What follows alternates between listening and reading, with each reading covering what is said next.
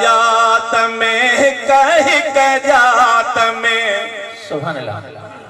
साईं जो भी किसो करो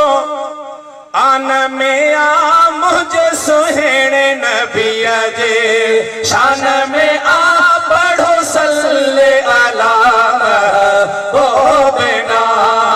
सिता जात में कह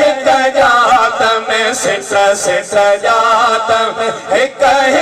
जात में है जो भी किसो करो आन में आ मुझे सुहेणे नबिया जे शान में आ पढ़ो सल्ले अला वो बिना काफर कई बंदी फौज कठिया मुठ मिटिया जी हबीब सटिया काफर कई बड़ी फौज कटी मुठ मिटिया जी हबीब सटी आए दुश्मन व्यो लोगे सान में आ मुझे सुहेणे नबिया जे शान में आ पढ़ो सल्ले अला वो बिना सिता जात में कह जात में सिता जात में जात में ओ जो भी किसो कर आन में आ मुझे सुहेणे नबिया जे शान में आ पढ़ो सल्ले अला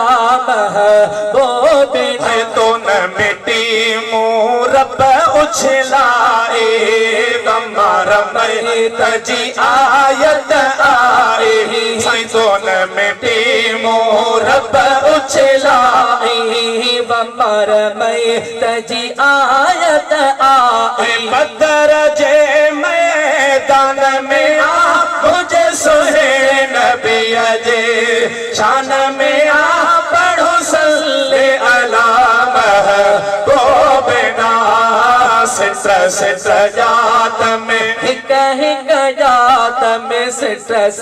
जात में जात में ओ जो भी किसो कर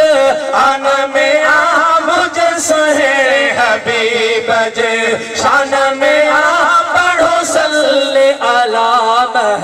वो बिना मुहब्बता एणो के पिलो चाहो है हल्दिया नमाज में हुक्म आया मुहब्बता एणो के पिलो चाहो हल्दी नमाज में हुक्म आयो है कद नरा फुरे कान में आ मुझे सुहेणे नबिया जे शान में आ पढ़ो सल्ले अला वो बिना सिता जात में जात में से तो शहर में शामिल छाछा थी दो कहड़ा हवाला अज़मीनी दो शहर में शामिल छाछा थी दो है कहड़ा हवाला अज़मीनी दो सख कहड़ी इन सान में आ मुझे सुहेणे नबिया जे शान में आ पढ़ो सल्ले अला महबूबना।